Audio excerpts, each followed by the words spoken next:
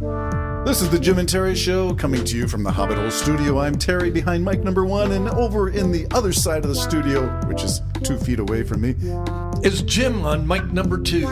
Mic 2. You see, we were negotiating our contracts, and I had to take the second mic. Mic 1 is the engineering microphone. It's in the control room. Ooh. And we're separated by an invisible wall, plexiglass barrier, where I can't hear you. Sometimes I don't even see you. What's the name of our producer? Molly. Molly? Okay. Molly We'll come producer. Or is that Molly Maid? We need Molly Maid in the studio. It's getting to look a little sketchy. No, your studio's fine. It's a very spidery place. We're in a little place called the Hobbit Hole, Terry's Hobbit Hole studio. Which you like to call flushed away. But if we record it the right time of day, there's no sound coming down the pipe. Yeah.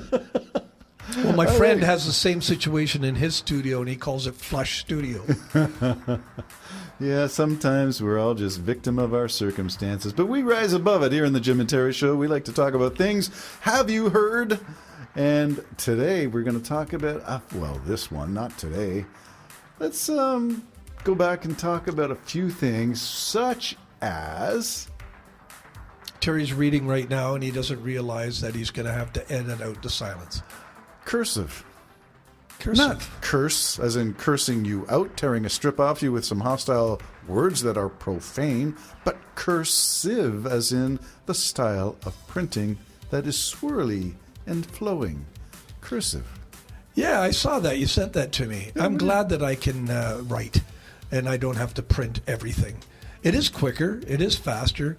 And it's funny because you can write in the most unintelligible way, or you can write clear, and I've done both. I'm a good writer, but I can also not be so good. And I think some of the people that are bad writers can't spell, just like me. I'm wondering so they cover it up. Is cursive related to your ability to decode text? Well, if something is written neatly, I have no problem reading it. But I've seen prescriptions, for instance, written by doctors. Go to the doctors, are we? And good luck. I've even seen, the pharmacists go, do you know what that is? No, I don't know what that is. So do you think doctors were taught cursive back in elementary school and it just got worse over time? And if it did degenerate over time, is it because of the need, like Tom Cruise, the need for speed? Well, speed will mess it up, but of course they were taught. Most doctors were probably taught it. Now, how long has it been not in the system? Only 10, 15 years. So most doctors have probably learned to write, but isn't that be funny? I've never, eventually when my doctor retires, am I going to get some young doctor that's going to be printing out? Yeah, and are they going to mess up the printing so you can't read it? Maybe it's all going to be digital. There will be no hand signature. Maybe. I knew the banks had a little bit of a problem a few years ago. I'm assuming they have rectified it. Digital signatures? Well, no, but people couldn't sign. There was no signing of checks. Well, what about they didn't write? What about the early days? Didn't they just put an X beside the names? Well, banking was simpler back then, too. I mean, you knew Harry. Harry X. That's your X, Harry. Don't tell him it's not your X. That's your X. Do that X again, Harry. I want to make sure it's you.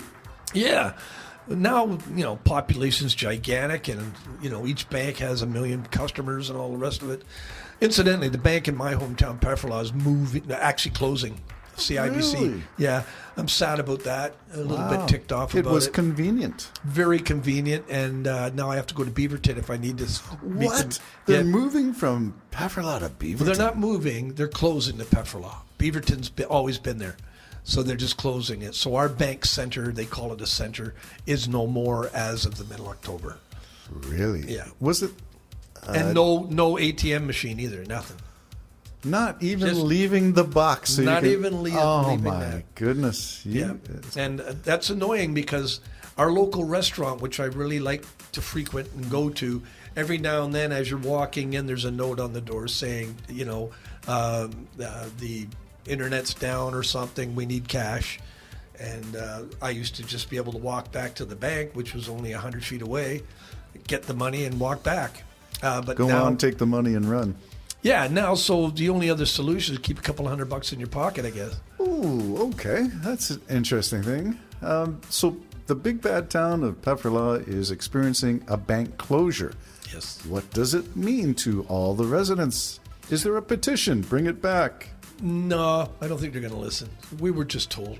You were just told. I don't think there's anybody. Now, bear in mind that little bank's been robbed a number of times. Maybe they're just getting fed up. Really? Yep. Okay. And we thought that. I thought a couple of weeks ago they had been robbed again because flat out it was just nobody was in the bank. But you usually can tell if it's been robbed. There's a security guard by the ATM machine, okay. And so it's been robbed a number of times. So maybe they're just saying, "Screw you," who needs this? Wow. Okay. Where were we going? Oh, printing, Cursive. writing. What's it called? Cursive. Cursive. Script. Yeah, Where yeah. You're flowing. Yeah. The idea of cursive was to develop a style. Yeah, and you can play with that too and make all kinds of sometimes I can be incredibly neat and you can still read it. And other times, if I'm just jotting down a note for myself, sometimes I have a trouble reading it after I've noted. Interesting. So to our ones and twos following this conversation, when were you taught cursive? And what's the value of cursive to you? You can write into the Jim and Terry Show, offer your 2 cents worth or your cursive comments. It's funny, I don't remember it being a difficult thing to learn. I remember lots of things being difficult because of my learning disability, but I don't recall that being difficult. And I think because I'm artistically inclined, I like the idea of writing. I think it looks beautiful, and I don't have any problem with turning an S into a fancy S or a G into a fancy G. I don't have any problem with that. I just don't know why I didn't. I think it's a I generational thing. The 2 best cursive writers that I ever saw was my own mother, whose cursive was exemplary, but I've met another exemplary cursive user, my mother-in-law. So I'm wondering if it's a generational thing. Something happened by the time it got to me. I can be ornamental and very legible, but if I'm taking notes for myself, which is what I do when I come to my books and I fill them, I'm reaching for these journals. I had the fellows in England, when I sent them some stuff, they call it, that's some spidery writing you've got there. Oh, that's spidery writing. Spidery. So, it depends. You get me on a day, and I often find, and you can correct me if you find this different, I always found writing on a fresh right-hand side of the page easier and neater than the back side of that page on the left-hand side. I agree. Same. I'm exactly the same. Matter of fact, I was taking notes last night, and I skipped the back side of a page. Because you don't want to write on it. I don't know. Well, sometimes there's a feel to writing. A tactile sense. There's a feel. There really is. I mean, a nice...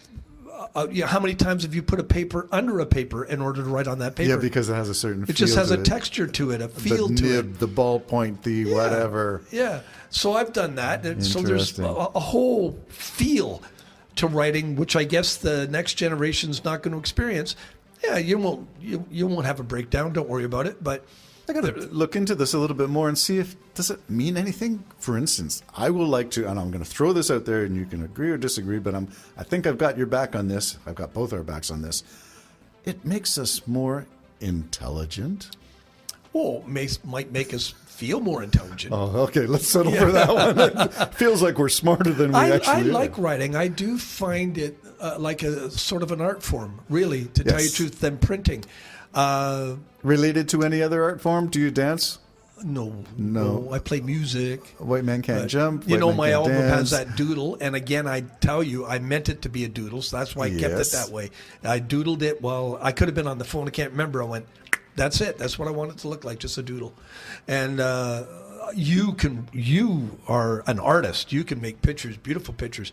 I haven't got the patience to even try that. But is it all related to the cursive, your ability to take a pen, put it on a paper, and swirl it into a shape that other people can recognize as a letter?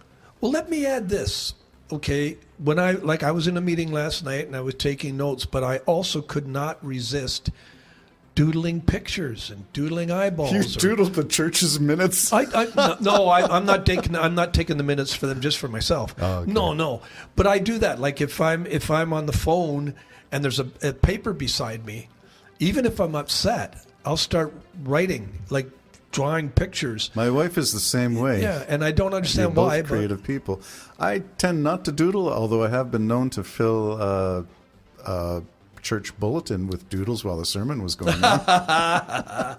Call my mind going elsewhere. You're really not paying attention. Heard really this one was not. before. The Jim and Terry Show, covering things old and things new. The old out with the cursive, in with printing. Do we need printing? Well, I don't Computers write will as take good, it all. I don't write as good as your mother did or Jan, but I have good printing if I You need do, to have sir. it. And on that, we'll close the show.